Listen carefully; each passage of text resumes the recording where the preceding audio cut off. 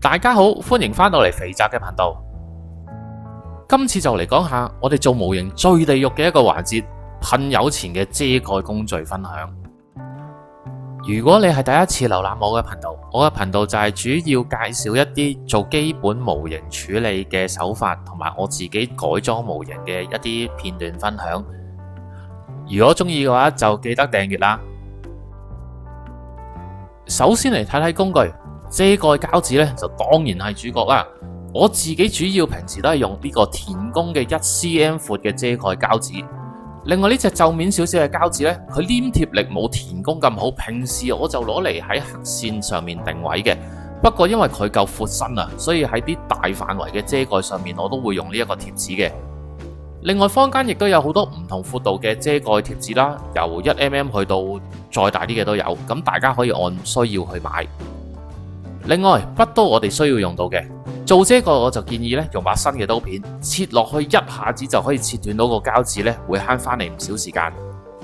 鐵嘅間尺通常我都會用得到嘅，就用嚟切一啲唔同特定嘅闊度或者長度嘅貼紙，去符合翻唔同嘅形狀需要。不過好彩今次唔使用。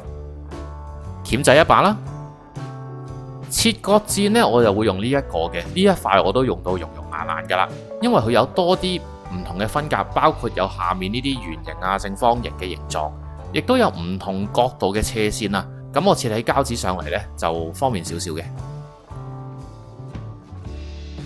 如果大家有睇開我啲片呢，都知道我仲有隻卡碧尼係未玩完嘅。我會喺個金色嘅表面上面噴多個透明嘅紅，令到佢變金屬嘅紅色。喺呢一件件上面，我就會留翻呢一個邊邊做一個金色嘅部分。所以首先要做一個遮蓋啦。腳嘅呢個部分呢，中間我都係會留翻個金色嘅。而呢一個腳嘅部分喺裙腳邊，我都係會想留翻個金色，所以呢一度我亦都需要做一個遮蓋嘅。翼嘅呢個部分啦，內側呢5個凹咗落去嘅位置，我都係會想留翻個金色，所以亦都要做一個遮蓋。去到機翼內側啦。中間呢2條呢，我會做同色嘅，所以其他嘅地方我都要遮住佢。一開始我會將呢個貼紙貼上個切割箭上面，然之後沿住啲虛線切一啲5mm 闊嘅貼紙條出嚟備用。嗱，講明先啊，呢條片將會有極大量嘅快鏡鏡頭，因為覆蓋呢個行為呢，呢個動作呢，要用太多時間啦。如果我唔快鏡，呢條片可能玩成個鐘嘅。呢一個件我首先遮住中間菱形俾黑線包圍嘅呢個位，等我之後噴完個透明紅上去呢，都仲有留翻呢一個位隻金色喺度嘅。將呢個切好咗嘅貼紙條沿住其中一條黑線嘅邊黐上去，貼上去之後就再需要調校翻少少嘅位置，令到佢貼實條邊嘅。貼好咗之後呢，就變成咁樣啦。然後我就會用啲尖嘅嘢，譬如個筆刀嘅尾啦，沿住本來黑線嘅痕壓翻條坑出嚟，之後就用筆刀沿住呢個黑線嘅坑位將貼紙切開。喺呢度大家就明點解我頭先話用把新嘅刀片會好啲啦。新嘅刀片夠利，就可以完美咁樣切斷條貼紙，就唔使好似我而家咁樣啦。做完咗一邊之後，而家做埋第二邊，照樣用啲尖嘅嘢掃咗個黑線嘅坑出嚟，然後沿坑切開多餘嘅貼紙，將唔要嘅部分夾走。咁下邊就仲有少少未覆蓋到嘅位置嘅，就可以用其他嘅貼紙去將剩翻嘅位置都覆蓋埋，咁樣就完成咗呢一個部件嘅覆蓋啦。你冇聽錯，係一件件嘅覆蓋完成咗。嚟緊我仲有好多件嘅，大概20零件到啦。咁所以搞晒佢呢，都需要用到大半日噶啦。呢一個沿住黑線去做切割遮蓋貼紙嘅方法呢，係我常用嘅方法之一，係比較適合做一啲較細啊，同時間有做咗黑線嘅位置，又或者一啲凹咗落去，明顯有一個高低差，可以比較容易用筆刀好準確咁樣界到一條線出嚟嘅位置。啱啱影片見到嘅呢一個手夾嘅示範，亦都係一啲做好咗黑線比較細嘅位置，點樣去做一個遮蓋。跟住落嚟就要介紹第二種遮蓋嘅方法啦。呢個翼夾嘅內扣入邊，我哋要做遮蓋，遮住呢2條大電纜以外嘅所有位置。因為遮蓋嘅範圍大呢，咁我就會用得到頭先講過皺面啲嗰隻闊身嘅貼紙啦。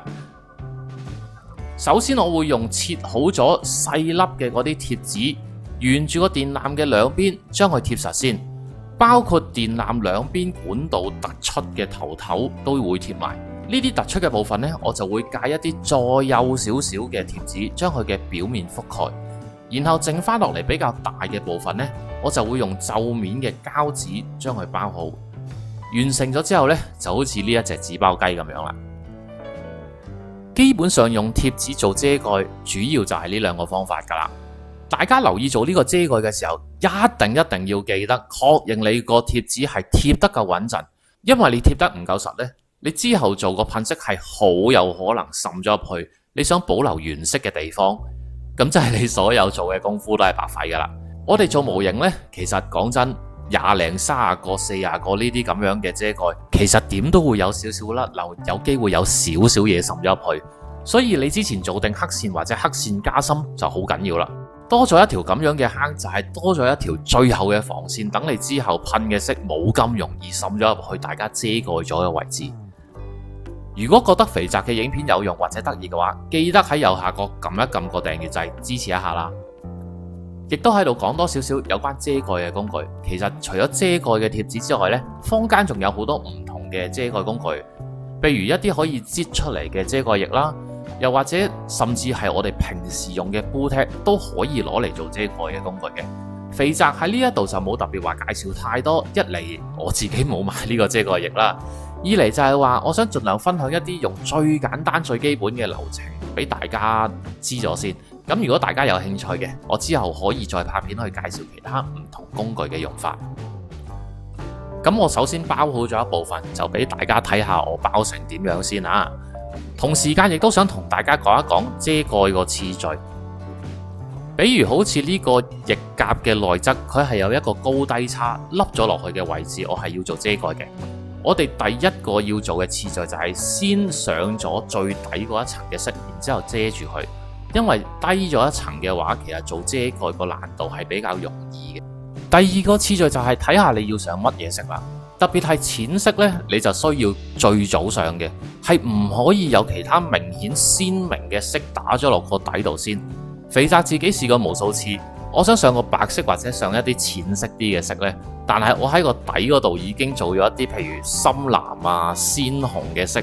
無論我最後上個色係上得幾厚都好呢，都係遮蓋唔到，都係有啲藍色或者有啲紅色係滲咗出嚟。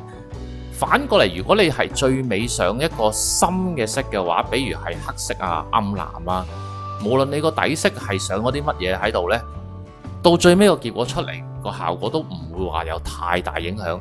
所以大家上色之前呢，一定要搞清楚自己上色個次序。比如呢個腳掌面夾嘅呢一條額外加上去嘅裝甲，或者係呢粒額外加上去嘅內扣呢，其實我都係想上黑鐵色嘅。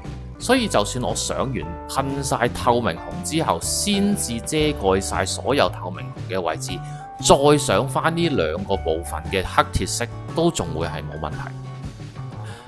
亦都唔怕同大家講啦，其實成個砌模型嘅流程，我最憎就係呢個覆蓋嘅地獄。我本人要翻手做覆蓋嘅平均值呢，就大概係2次，我都好少係一次過搞掂得晒嘅。最高紀錄係試過喺遮蓋加埋噴油方面來來回回夾埋玩咗5日先玩完。咁所以大家真係要記得噴油之前再三 check 清楚你啲膠紙係貼得實嘅先好開波。今日嘅片就嚟到呢度啦，如果有咩唔明嘅，歡迎留言，我會再詳細解答嘅。如果中意呢條片嘅朋友，記得 like、subscribe、share， 訂閱咗之後仲要記得撳埋個鐘仔，咁下條新片出嘅時候，你哋就會收到通知噶啦。我哋下條片再見，拜拜。